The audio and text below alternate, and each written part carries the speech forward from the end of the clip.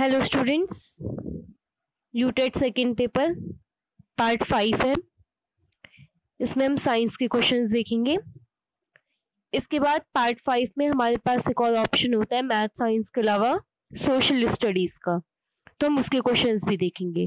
क्योंकि कुछ स्टूडेंट्स होते हैं जो कि साइंस लेते हैं, वो साइंस सब्जेक्ट के होते हैं, और कुछ स्टूडेंट्स सोशल स्टडीज लेते हैं। ओके, तो हम उन क्वेश्चंस को भी देखेंगे। तो let's start the test paper. तो क्वेश्चन नंबर 121 है, BHT और मेलाथियोन है, ये है कीटनाशक। नेक्स्ट है रेडिएशन प्रदूषक का एक उदाहरण है आयोडीन 131। नेक्स्ट है कोयले का शुद्धतम रूप है एंथ्रेसाइट। नेक्स्ट क्वेश्चन देखेंगे।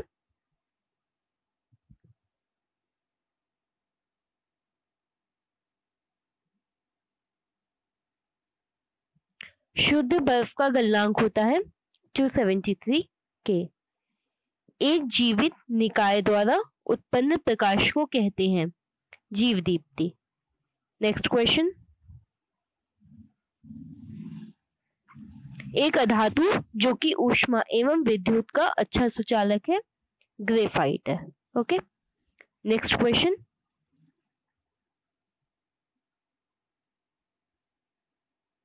फॉस्फोरस के एक अणु का सूत्र है P4। Next question. ड्यूरालुमिनियम मिश्र धातु में एल्यूमिनियम इस कारण से मिलाया जाता है, एल्यूमिनियम उसमें हल्कापन लाता है। Next question. निम्नलिखित में से कौन सा या कौन से सही सुमेलित है? तो इसमें आपका खट्टा दूध लैक्टिक एसिड बिल्कुल सही सुमेलित है, अंगूर टार्ट्रिक एसिड सही सुमेलित है, मधुमक्खी के डंक में मैलिक एसिड होता है बिल्कुल सही है, लेकिन सिरका जो है आपका ये जो मैलिक एसिड होता है ये शायद एप्पल में होता है, ये मधुमक्खी के डंक वाला आपका ऑप्शन रॉन्ग है। ठीक है, और ये जो आपका फोर्थ है सिरका एस्टिक एसिड, ये बिल्कुल सही है आपका। तो यानी कि आपका फर्स्ट, सेकंड और फोर्थ सही है, आपका थर्ड रॉन्ग है। ठीक है, तो आपका हो जाएगा इसमें ऑप्शन बी, जिसमें 1, 2 और 4 है।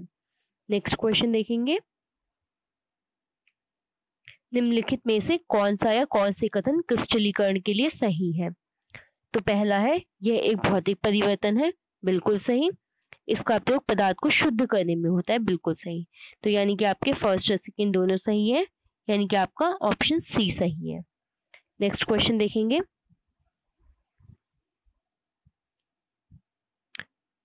Question number 131। निम्न कथनों में कौन सा या कौन से कथन विलयन के लिए सही है?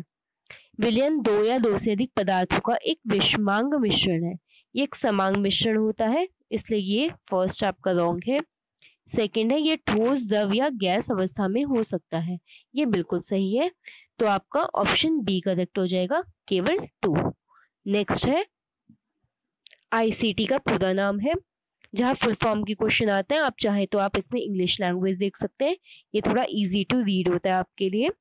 तो इसका राइट हो जाएगा ICT, यानी कि information and communication technology. Okay, तो ये हो जाएगा सूचना एवं संचार प्रौद्योगिकी, option A is the correct answer. और मैं आपको यही सजेस्ट कर दूंगी, हमेशा फुल फॉर्म के क्वेश्चन में आप इंग्लिश के क्वेश्चन को देखें, ये आपके लिए बहुत ईजी रहता है। नेक्स्ट है नई शिक्षा नीति 2020 के तहत किस कक्षा से कौशल विकास कोर्स प्रारंभ होगा? ये होगा कक्षा 6 से। Next question. निम्नलिखित में से कौन सा वैज्ञानिक दृष्टिकोण का गुण नहीं है?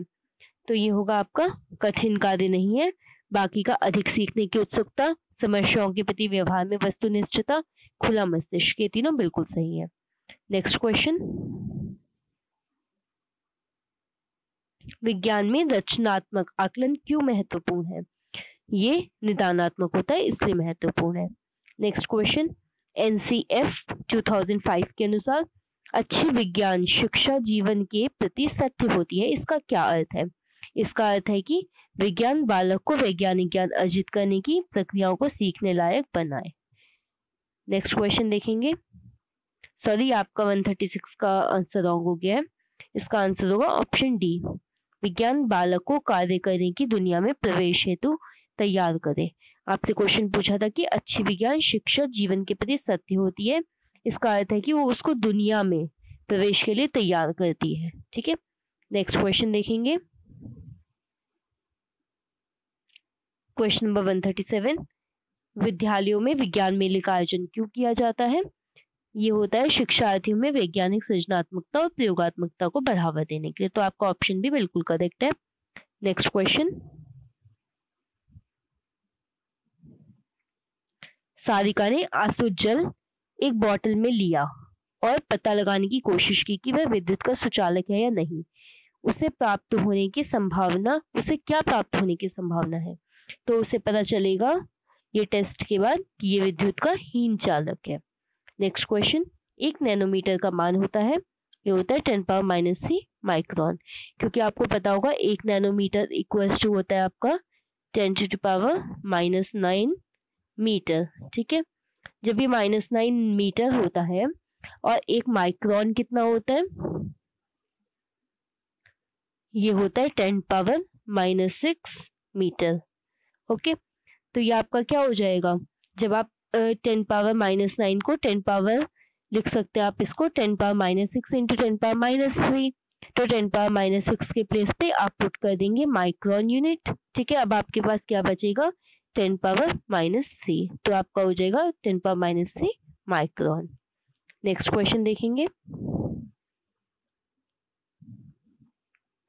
जब तरंग एक माध्यम से दूसरे माध्यम में जाती है तब क्या क्या चेंज होता है इन ऑप्शंस में से, ये आपको बताना है। जब एक माध्यम से दूसरे माध्यम में जाएगी तब वेग में परिवर्तन होता है, आयाम में परिवर्तन होता है, आवृत्ति में कोई परिवर्तन नहीं होता और तरंग दैर्ध्य में परिवर्तन होता है। ठीक है, क्योंकि आपको फॉर्मूला भी पता होगा, lambda equals to c/v, lambda यानी कि तरंग दैर्ध्य। ठीक है, v मीन्स वेग, वेलोसिटी। ओके, तो आपका आंसर हो जाएगा option C 1, 2 and 4। Next question, m द्रव्यमान के कण का संवेग p है, इसकी गतिज ऊर्जा क्या होगी, ये होगी p²/2m। नेक्स्ट क्वेश्चन,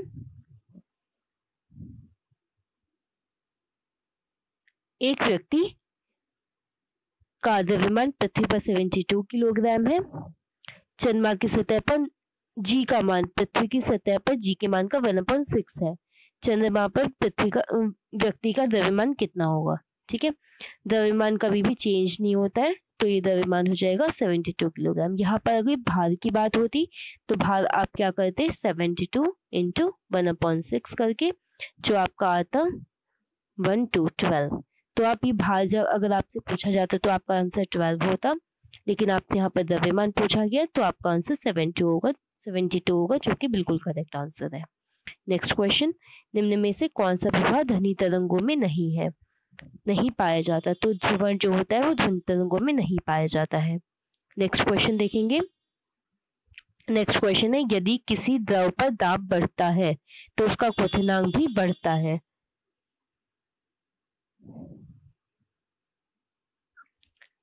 नेक्स्ट देखेंगे, उच्चतम भेदन क्षमता का विकिरण है, ये है गामा रेस। नेक्स्ट क्वेश्चन, पूर्ण आंतरिक परावर्तन संभव है जब प्रकाश चलता है कांच से जल में। नेक्स्ट क्वेश्चन, निम्नलिखित में से कौन सा जीव केवल परपोषी कोशिका के ही भीतर जनन करता है, ये होता है वायरस यानी कि विषाणु। नेक्स्ट क्वेश्चन, ऐसा मानव रोग जो विषाणु के कारण उत्पन्न होता है उसे इन्फ्लुएंजा कहते हैं। Option B is the correct answer. Next question, वह रोग जो प्रोटोजोआ प्राणी द्वारा उत्पन्न होता है और कीट के द्वारा फैलता है उसे कहते हैं malaria. And last question of this science test paper, that is, एक विद्यार्थी ने सूक्ष्मदर्शी की सहायता से एक ऐसी कोशिका को देखा जिसमें स्पष्ट कोशिका भित्ति तो थी किंतु स्पष्ट केंद्रक नहीं था। उसने कौन सी कोशिका देखी? जब स्पष्ट केंद्रक नहीं था तो फिर वो आपकी हो जाएगी जीवाणु कोशिका।